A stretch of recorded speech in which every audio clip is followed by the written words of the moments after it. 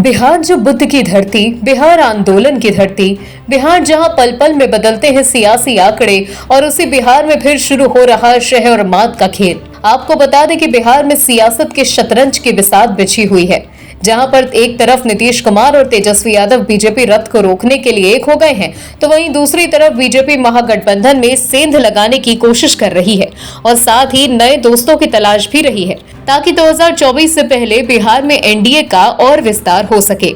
लेकिन इन्हीं सब के बीच बिहार में हुए उपचुनाव के रिजल्ट आने के बाद दोनों पक्षों की ओर से तरह तरह के दावे किए जा रहे हैं।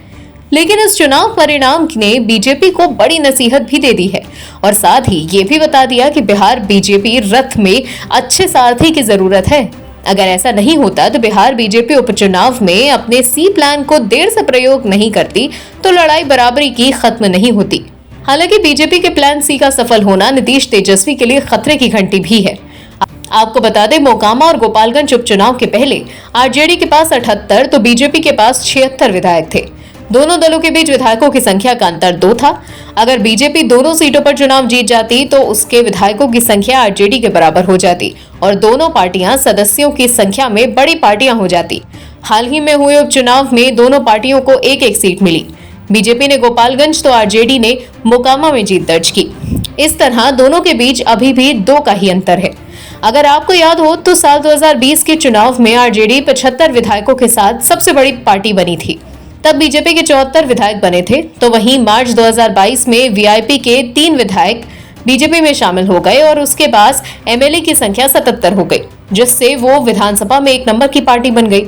इस गुणाभाग की राजनीति में तेजस्वी यादव और सीएम नीतीश कुमार का खेल खत्म होता दिख रहा है, क्योंकि बीजेपी रथ को एक अच्छे सारथी की तलाश है और जैसे ही यह सारथी मिलेगा, समझो बिहार की राजनीति में फिर बड़ा खेला होगा। बिहार के इस उपचुनाव ने एक संदेश तो दिया कि बीजेपी को बिहार में चिराग जैसा एक साथी चाहिए। बीजेपी को अगर बिहार फतेह करना है तो दूसरी पार्टियों से गठबंधन करना ही होगा।